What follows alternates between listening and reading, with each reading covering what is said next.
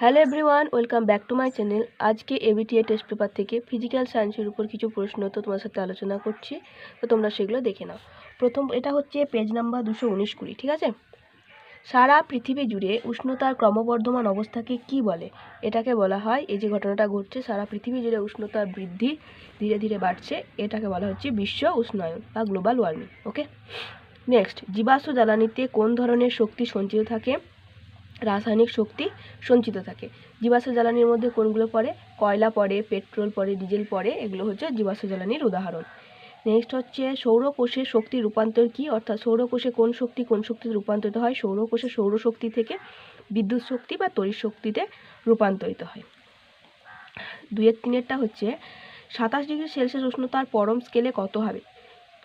Celsius scale থেকে পরম স্কেলে নিয়ে যেতে 273 শুধু যোগ করতে হয়, ঠিক আছে। তাহলে 27 ডিগ্রি সেলসিয়াসের সঙ্গে 27-এর সঙ্গে 273 যোগ করলে পাবো আমরা 300। এককটা কি হবে? কেলভিন। পরম স্কেলে কেলভিন, তাহলে 300 কেলভিন হয়ে গেল উষ্ণতা। নেক্সট, আদর্শ গ্যাসের সমীকরণটি কি? আদর্শ গ্যাসের সমীকরণ হচ্ছে পিভি ইকুয়ালস টু এনআরটি, যেখানে পি হচ্ছে গ্যাসের চাপ, ভি হচ্ছে গ্যাসের আয়তন, এন হচ্ছে গ্যাসের মোল, আর হচ্ছে সার্বজনীন গ্যাস ধ্রুবক, আর টি হচ্ছে পরম উষ্ণতা। এগুলো কিন্তু মেনশন করে দেবে, লিখে দেবে। নেক্সট, এসআই পদ্ধতিতে যে কোনো প্রসারণ গুণাঙ্কের একক কি? যে কোনো প্রসারণ গুণাঙ্কের একক হবে উষ্ণতার ইনভার্স। ওকে, উষ্ণতার ইনভার্স। তাই এসআই পদ্ধতিতে যেহেতু উষ্ণতা কেলভিন, তাই কেলভিন ইনভার্স হবে প্রসারণ গুণাঙ্কের এসআই একক। নেক্সট প্রশ্ন, পাত্রের প্রসারণ বেশি হলে তরলের প্রকৃত প্রসারণ বাড়বে না কমবে? যেহেতু প্রকৃত প্রসারণ পাত্রের প্রসারণ বা পাত্রের উপাদানের উপর নির্ভর করে না, তাই এটা একই থাকবে। যদি এখানে প্রশ্নটা আপাত প্রসারণ বাড়বে না কমবে হতো, তখন কিন্তু উত্তরটা একই থাকতো না, সেটা বাড়া কমা করতো। ওকে, নেক্সট, মানুষের চোখের অসীম বিন্দুর অবস্থান কত দূরে? এটা হচ্ছে চোখ থেকে 25 সেন্টিমিটার দূরে।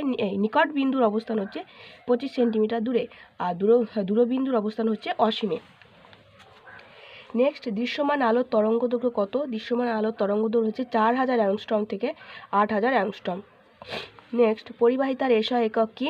পরিবাহিতা হচ্ছে রোধের অনন্যক, তাই রোধের একক যদি ওহম হয় তাহলে পরিবাহিতার একক হবে ওহম ইনভার্স। ওহম ইনভার্সটা মানেই মো, বা এটাকে বলা হয় সিমেন্স।